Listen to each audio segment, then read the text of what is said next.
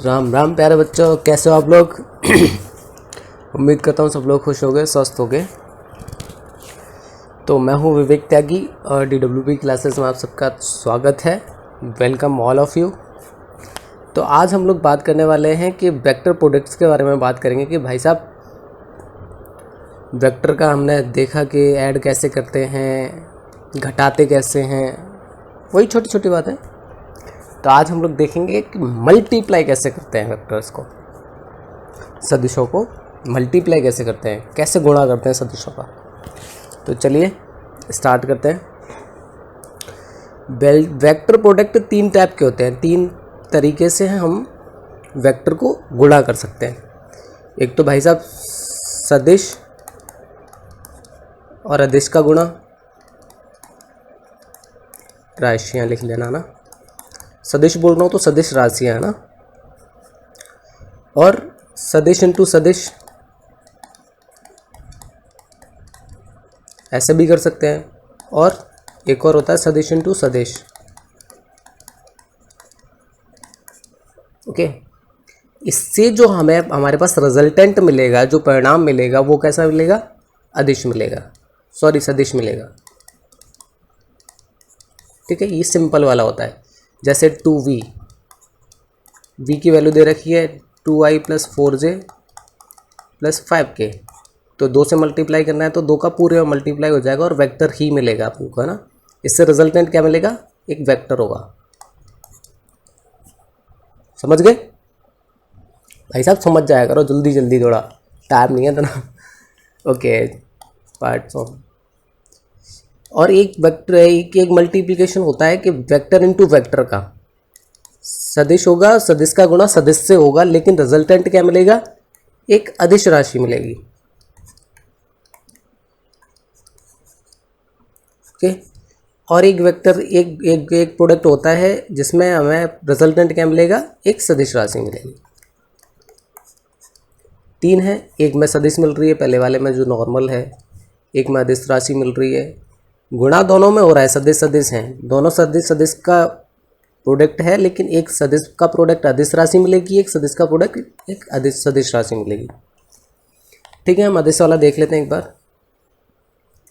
जैसे a और b का एक वेक्टर a है, एक वेक्टर v है, इनके बीच में एंगल कितना है, थीटा है। जो एंगल होगा वो छोटा वाला लेंगे ना, एक बड़ा वाला एंगल नहीं लेंगे, छोटा वाला एंगल, छोटा एंगल, छोटा कोण लिख। ये छोटी छोटी बातों को कहीं नोट कर लिया करो, करते जाया करो। ये छोटी छोटी चीज़ें बहुत इंपॉर्टेंट होती है। जब हम लोग क्वेश्चन लगाने बैठते हैं तो यही सारी छोटी छोटी बातें उसमें काम आनी होती है। ओके, ठीक है, देखते हैं। तो एक डेफिनेशन होती है इसकी कि हाँ, जैसे हम दो सदिशों का मल्टीप्लाई करेंगे तो हमें क्या मिल रहा है, जो एक चीज़ मिल रहा है, जो रिजल्टेंट मिल रहा है वो कैसे मिलेगा, एक अदिश राशि मिलेगी। अदिश राशि होगी तो इसका क्या होगा, मैग्नीट्यूड होगा, मैग्नीट्यूड होगा और यूनिट होगी। फिजिक्स में है ना, यूनिट का अलग ही एक सिस्टम चलता है, यूनिट तो होती है। ठीक है, तो इस तरीके के जो प्रोडक्शन होता है, जो गुणन होता है, उसको हम डॉट प्रोडक्ट कहते हैं, dot a dot b। Okay, जो a डॉट b होता है वो a कॉज्या के गुणनफल के बराबर होता है। जैसे तुम लोगों ने देखा होगा, एक कार्य नाम की एक चीज़ होती थी, वर्क, जिसको W से डिनोट करते थे। W क्या होता था, F इंटू DS। फोर्स भी, बल भी एक सदिश राशि है, और डिस्प्लेसमेंट, विस्थापन भी एक सदिश राशि है। लेकिन जो कार्य है, जो वर्क है, वो कैसी राशि है, एक अदिश राशि है। यार सर, अब तो मतलब भैया यार, आप तो यार गजब कर रहे हैं। आप बोल रहे हो सदिश इंटू अदिश करके तो सदिश मिल रहा है, सदिश इंटू सदिश करके एक भी अदिश मिल रहा है, सदिश इंटू सदिश करके सदिश मिल रहा है। क्या चक्कर क्या है, समझाते हैं यार, तसल्ली रखो, शांति रखो, सब समझाएंगे। तो इसका एक फॉर्मूला, इसका एक एक्सटेंडेड फॉर्म होती थी एफ एस कॉस थीटा, है ना, होती थी। तो ये भाई साहब ये एफ कॉस थीटा कहाँ से आ गया सर भैया? तो देखो दो वेक्टर हैं अपने पास, ए वेक्टर और बी वेक्टर, इसके बीच का एंगल क्या है? थीटा है। तो इसको मल्टीप्लाई करेंगे ए डॉट बी वेक्टर, तो अपने पास क्या आएगा? A dot B cos theta, है ना। अब ये बी कॉस थीटा कहीं देखा था? देखा देखा सा लग रहा है यार, जान पहचान हो रखी है इसके साथ में। तो देखो बी के कंपोनेंट होंगे, बी के कंपोनेंट क्या क्या होंगे? एक तो बी साइन थीटा होगा, जो लंबवत है, लंब वाले को क्या बोलेंगे? बी साइन थीटा, और जो टेंजेंट है वो क्या होगा? B cos theta. तो भाई साहब फील लेने के लिए ये इतनी सी बात है कि ये कुछ भी नहीं होता है, जो ए होता है उसका मल्टीप्लाई करते हैं हम बी कॉस थीटा से, यानी कि बी के क्षैतिज घटक के साथ में हम उसका मल्टीप्लाई करके क्या मिल जाता है? हमें डॉट प्रोडक्ट मिल जाता है। और सदिशों का अदिश गुणनफल इसको बोलते हैं, सदिशों का अदिश गुणनफल, यानी कि हमें अदिश राशि मिल रही है तो इसका अदिश गुणनफल बोलेंगे, या इसको डॉट प्रोडक्ट भी बोलते हैं। Got it? समझ में आ रहा है की बात? तो इससे हमें दिख क्या रहा है? ये F S A B, A dot B का A dot B, A vector dot B vector से मिला हमें ए बी कॉस थीटा। तो इससे हमें क्या पता चल रहा है कि जो भी है वो हमें कॉस थीटा के साथ में खेलना है, कूदना है, मजे करने हैं कॉस थीटा के साथ में। ठीक है, चलो आओ मजे करते हैं। तो पहले मज़े करने से पहले मैं आपसे एक चीज़ पूछूंगा, cos 0 की वैल्यू कितनी होती है? cos 0 की वैल्यू होती है 1। cos 90 की वैल्यू कितनी होती है?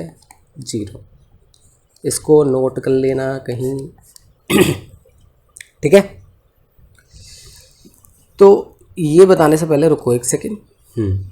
तो A dot B, A vector dot B vector is to A B cos theta. ये वेक्टर है, ये मैग्नीट्यूड है। इतना तो समझ में आ ही रहा है ना, इतने सारे वीडियोस देखने के बाद में इतना तो समझ में आ ही गया हुआ कि भाई साहब ए क्या है, ए वेक्टर क्या है। मैग्नीट्यूड मतलब लेंथ ऑफ वेक्टर, वेक्टर मतलब वेक्टर। ठीक है, तो इसमें से हम लोग एंगल कैसे निकालेंगे? Cos theta is to A vector dot B vector upon A B.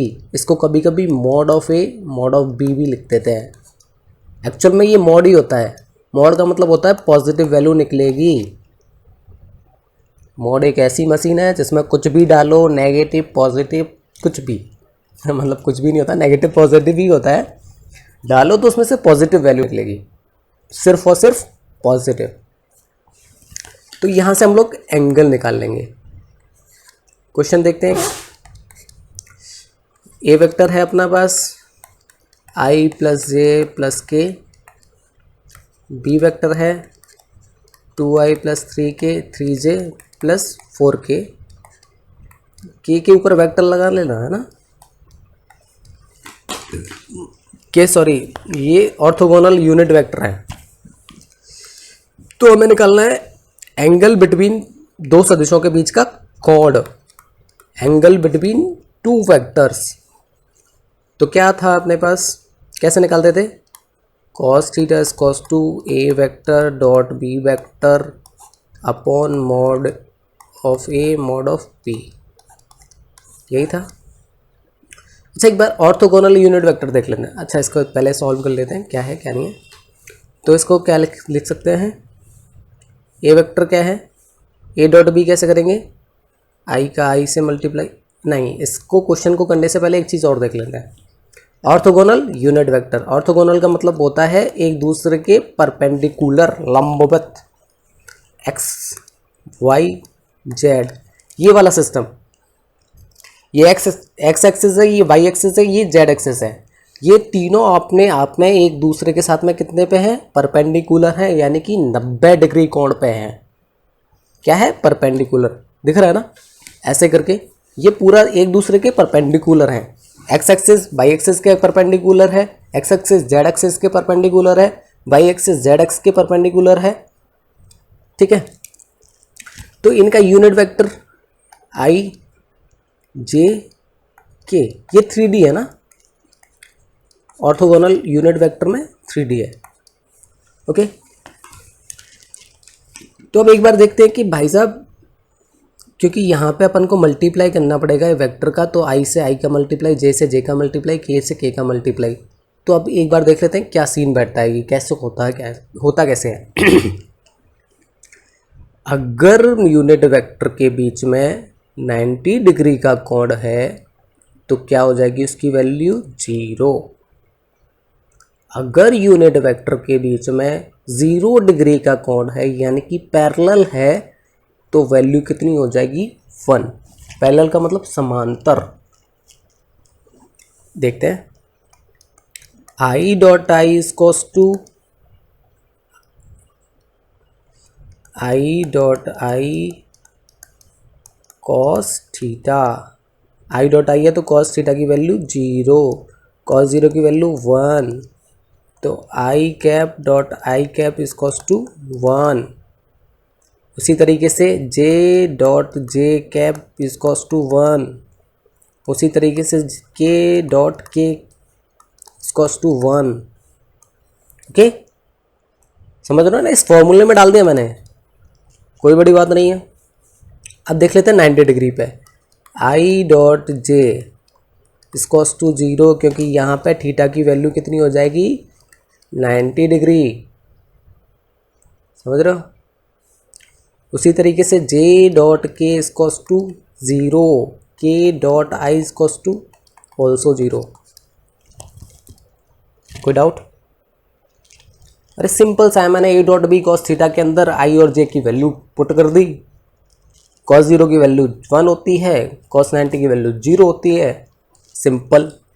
क्या निकल के आया, अगर वेक्टर यूनिट वेक्टर पैरेलल है एक दूसरे के तो उसकी वैल्यू 1 आएगी, अगर यूनिट वेक्टर एक दूसरे के परपेंडिकुलर है तो उसकी वैल्यू 0 आएगी, है ना। चलो आ जाओ क्वेश्चन पे आ जाते हैं एक बार। तो यहाँ से ए वेक्टर डॉट बी वेक्टर क्या आया, 2i plus 3j plus 4k, क्योंकि k डॉट k है इधर, इधर j डॉट j है, इधर i डॉट i है, तो क्या हो जाएगा 1 हो जाएगा। तो यहाँ से वैल्यू कितनी निकल के आई, 3 2 5 और 4 9। ठीक है, अब mod of A mod of B की वैल्यू निकाल लेते हैं। Mod of A mod of B कैसे निकालते थे, mod of A mod of B कैसे निकालते थे, मॉड ऑफ ए कैसे निकालते थे, कार्टेशियन फॉर्म का ऐसे, R X square plus R Y square plus R Z square. तो आई प्लस जे प्लस के का कितना निकलेगा, मॉड 3 हो जाएगा। मॉड बी निकालने के लिए क्या करेंगे, वही same condition, 2i plus 3j plus 4k, क्या कर देंगे, 4 प्लस 9 प्लस 16 कितना हो गया, 25 और 4 29 √29। अब कॉस थीटा कितने, कॉस थीटा की वैल्यू क्या आ जाएगी, कॉस थीटा की वैल्यू आ जाएगी, एक सेकंड मेरे को देखने दो, 9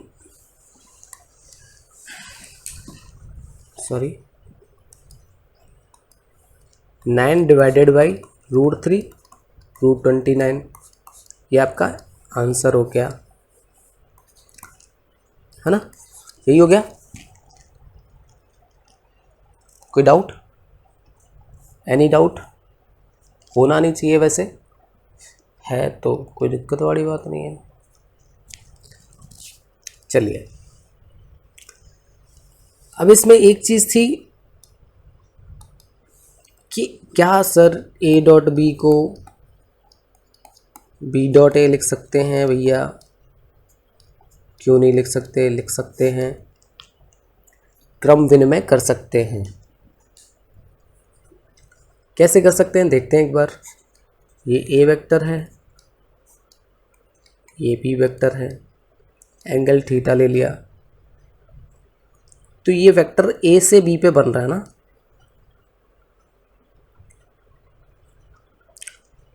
तो इसका कितना निकल के आया? A dot B cos theta. अब इसको उल्टा कर देते हैं, B vector upon A vector, ये ए वेक्टर है, तो एंगल किस पे बन रहा था? थीटा पे। तो ये वाला एंगल कितने का बचेगा? 360 माइनस थीटा। तो कॉस 360 माइनस थीटा क्या होता है बच्चों? Cos theta. तो आंसर क्या निकल के आया? ए बी कॉस थीटा, वही सेम निकल के आ रहा है। तो ऐसे क्रम विनिमय कर सकते हैं, कर सकते हैं, बिल्कुल कर सकते हैं।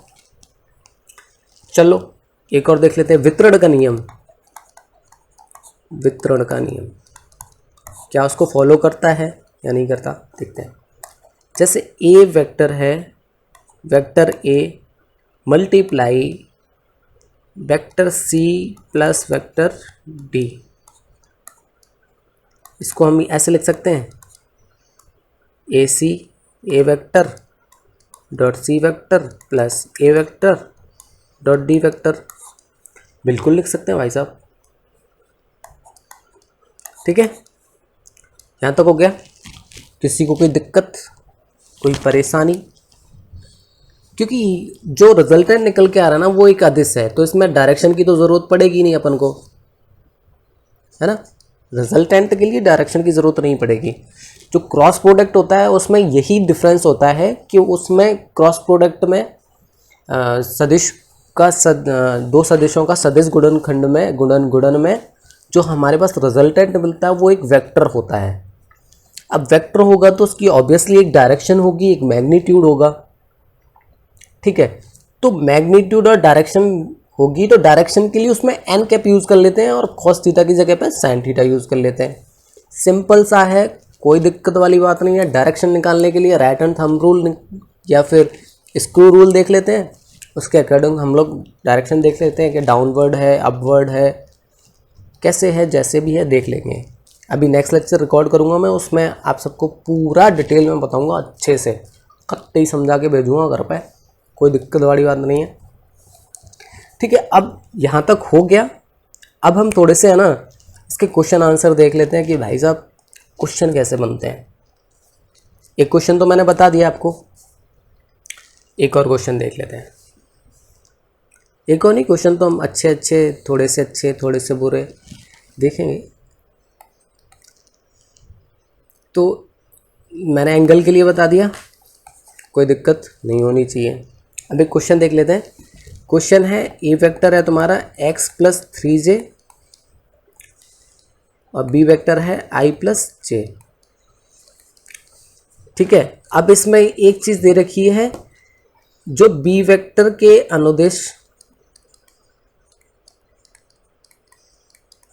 ए के घटक का परिमाण क्या होगा।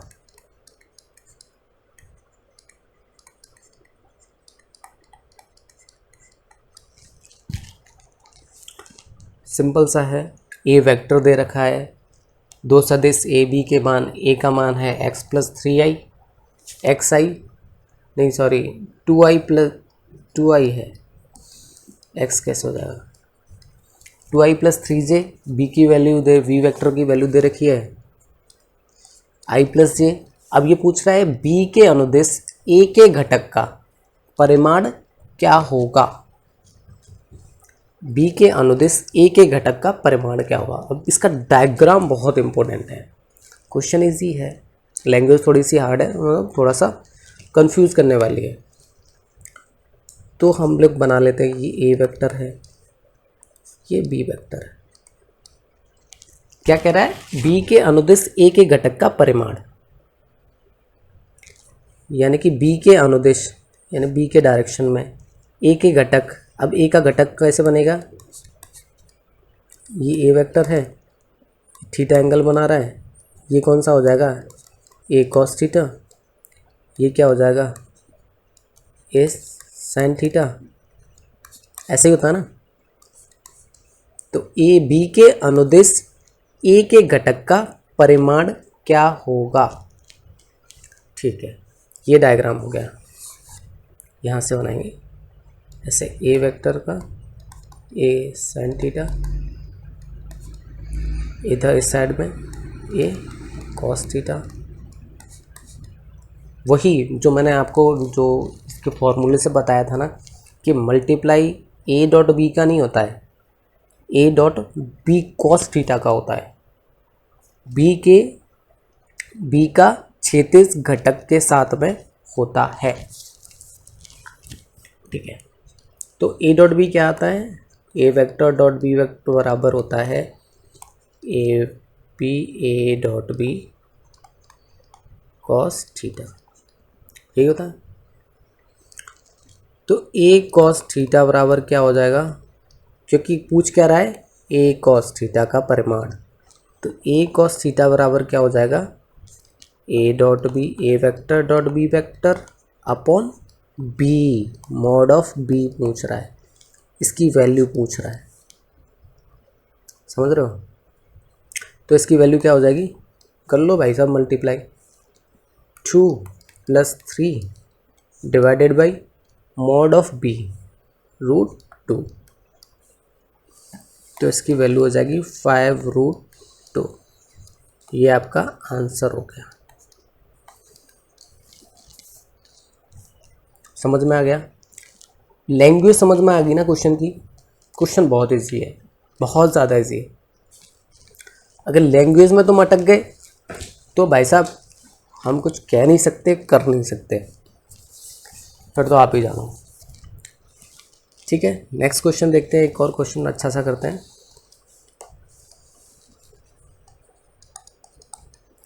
क्वेश्चन है, ए वेक्टर दे रखा है अपने को cos omega T plus sine omega T, इसके पीछे आई लगा लेना, इसके पीछे जे लगा लेना। बी वेक्टर दे रखा है अपने को cos omega T by 2 I plus sine omega T by 2 जे, और एक कंडीशन दे रखी है, ए वेक्टर लंबवत है बी वेक्टर के, तो टी की वैल्यू निकालो। क्या क्वेश्चन समझ में आ गया। अपने पास ए वेक्टर दे रखा है, बी वेक्टर दे रखा है, पूछ रहा है क्या है, लंबवत है, ए वेक्टर बी वेक्टर के बीच में जो एंगल बन रहा है वो बन रहा है 90 डिग्री का, ये कंडीशन दे रखी है। और टी की वैल्यू निकालनी है यहाँ से, ये जो ये ओमेगा टी वाले वो है ना, वहाँ से टी की वैल्यू निकालनी है, ठीक है। देखते हैं, ए डॉट बी बराबर क्या होता था, ए बी कॉस थीटा, ये होता था। कॉस 90 की वैल्यू, थीटा कितना है 90, तो ये कितना हो गया 0, तो ए वेक्टर डॉट बी वेक्टर क्या हो जाएगा 0। चलो आ जाओ देखते हैं, तो 0 हो गया। अब जैसा कि हम मल्टीप्लाई करते थे आई से आई का, जे से जे का, के से के का, तो आई से आई का कर लेते हैं। तो यहाँ पे मल्टीप्लाई ए वेक्टर डॉट बी वेक्टर करने पे क्या मिलेगा, cos omega T dot cos omega T by 2 plus sine omega T dot sine omega T by 2, ये मिलेगा। अच्छा बच्चों याद करो, एक फॉर्मूला होता था, नहीं होता था, तुम्हें पढ़ाई नहीं होगा, चलो मैं बता देता हूँ। कॉस ए प्लस वी की वैल्यू क्या होती थी, कॉस ए माइनस वी की, कॉस ए माइनस वी क्या होता था, cos A dot cos B plus sine A dot sine B. ठीक है, तो ये वैल्यू क्या दिख रही है अपने को, ये फॉर्मूला सा दिख रहा है, एक फॉर्मूला फॉर्म हो रहा है, एक cos A dot cos B plus sine A dot sine B. तो ये वैल्यू किसकी है, कॉस ए माइनस बी की। तो इसको हम लोग कैसे लिख सकते हैं, कॉस ए की जगह पे omega T minus omega T, B की जगह पे माइनस ओमेगा टी बाई 2, ये लिख सकते हैं। ये क्या है, जीरो, जीरो के बराबर है। तो ओमेगा टी में से ओमेगा टी बाई 2 निकालेंगे तो क्या बचेगा, cos omega T is cos to zero, T by 2 sorry, T by 2 ही तो बचेगा ना, एक में से आधा घटाएंगे तो आधा बचेगा। तो इसको लिख सकते हैं ओमेगा टी बाई 2 बराबर जीरो वैल्यू कब आती है, 90 पे आती है। तो इसको 90 क्या लिख सकते हैं, पाई बाई 2 लिख सकते हैं। भाई साहब आंसर आ गया, 2 से 2 कैंसिल, टी बराबर क्या हो गया, pi upon omega. Congratulation, answer आपके सामने है। अच्छा क्वेश्चन है, देख लेना एक बार, फिर से देख लेते हैं एक बार। वेक्टर ए दे रखा है, वेक्टर बी दे रखा है, कंडीशन दे रखी है ए वेक्टर बी वेक्टर के परपेंडिकुलर है, सीधा का सीधा 90 डिग्री बनेगा, कॉस 90 की वैल्यू 0 होती है। तो हमारे पास क्या बचा है, ए डॉट बी बराबर 0। तो ए डॉट बी करने के बाद में हमें पता चलता है कि ये तो एक फॉर्मूला होता है कॉस ए माइनस बी का। तो कॉस ए माइनस बी करने पर हमारे पास क्या निकल के आता है, cos omega T minus cos omega T by 2। तो कॉस ओमेगा टी बाई 2 हमारे पास बचता है, वो किसके इक्वल है, 0 के, क्योंकि वैल्यू कितने के इक्वल है, 0 के। तो 0 वैल्यू होती है कॉस 90 की।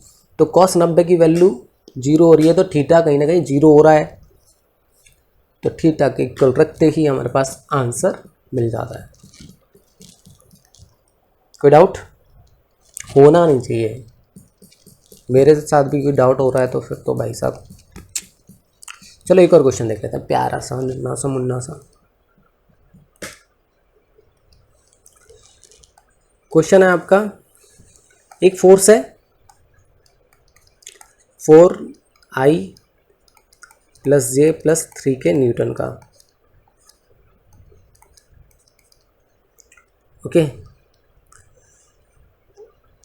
एक पिंड पे, एक कण पे फोर्स लगता है 4I प्लस जे प्लस 3 के न्यूटन का। तो उसका जो स्थिति में परिवर्तन होता है ना, वो कहाँ से कहाँ तक होता है, 3I plus 2J plus 6K minus 6K कर लेना, से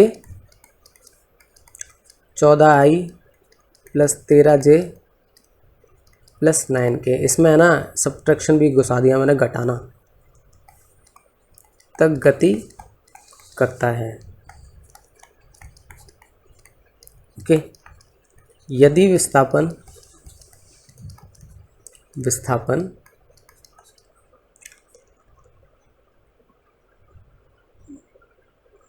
इतने मीटर में किया गया है, यहाँ से लेकर के यहाँ तक किया गया है विस्थापन मीटर में, तो क्या निकालना है इसका, किया गया कार्य।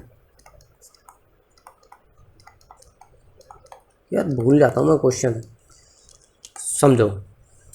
एक फोर्स है, हमने एक वस्तु पे लगाया, एक कण पे लगाया फोर्स इतने न्यूटन का, 4I प्लस जे प्लस 3 के न्यूटन का फोर्स लगाया हमने किसी चीज़ पे। तो उस फोर्स की वजह से डिस्प्लेसमेंट हो रहा है, वो यहाँ से इस वेक्टर को ले लेते हैं, नाम दे देते हैं ए S1 और ये S2। तो S1 से लेकर के S2 तक विस्थापन हो रहा है। तो विस्थापन इतने हो रहा है, इतने मीटर तक, तो किया गया कार्य बताइए। तो जैसे कि हमें पता है ओमेगा बराबर W बराबर क्या होता था, F in dot D S, यही होता था। एफ एस कर लो या एफ टी एस कर लो, क्योंकि डी एस इसलिए कर रखा है मैंने कि S2 माइनस S1 करना पड़ेगा। अब चूँकि फोर्स दे रखा है ds यानी मतलब S2 माइनस S1, जो विस्थापन होता है ना उसमें क्या करते हैं, S2 माइनस S1 करेगा ना ds में, भाई एक जगह से लेकर के दूसरी जगह पर ले जा रहा है, एक जगह है 2 मीटर से लेकर के 4 मीटर तक ले जा रहा है, तो डिस्प्लेसमेंट कितना हुआ, 2 मीटर का ही तो हुआ, तो इसलिए मैंने S2 माइनस S1 किया है। ठीक है, आ जाओ तो फिर खेल करते हैं। 4i प्लस जे प्लस 3k, एक वैल्यू निकल के आई, डॉट S2 माइनस S1 करेंगे, कर दो, सीधा का सीधा है, आई वाले को आई वाले में से घटा दो, जे वाले को जे वाले में से घटा दो, के वाले को के वाले में से घटा दो, तो 14 में से 3 घटाए 11i प्लस 13 में से 2 घटाए 11j प्लस 9 में से 6 घटाया, तो घटाने पे ये साइन क्या हो जाएगा, पॉजिटिव हो जाएगा, तो कितना हो जाएगा 9 6 15 के। अब कर दो मल्टीप्लाई, मल्टीप्लाई कैसे करते हैं, कैसे करते हैं, सिंपल है, आई से आई में मल्टीप्लाई, जे से जे में मल्टीप्लाई, के का के में मल्टीप्लाई, क्योंकि जब जीरो वेक्टर होगा तभी तो कॉस थीटा की वैल्यू होगी, जब थीटा की वैल्यू 0 है तभी तो कॉस थीटा की वैल्यू 1 होगी, और जब 1 होगी तभी ए वेक्टर डॉट बी वेक्टर बराबर ए डॉट बी आएगा, है ना।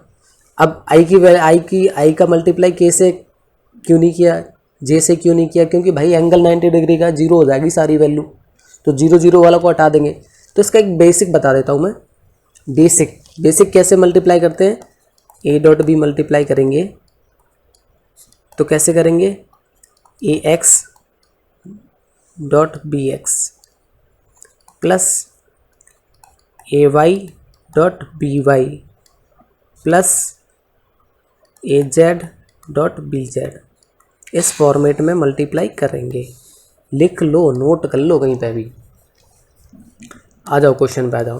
तो ये यहाँ से क्या निकल के आया, 44 प्लस 11 प्लस 45, ये इसका आंसर हो गया। कोई डाउट नहीं होना चाहिए यार, प्लीज़ डाउट मत करना, और डाउट हो भी तो कमेंट सेक्शन में जाकर के कमेंट कर देना, मैं फिर से बता दूँगा।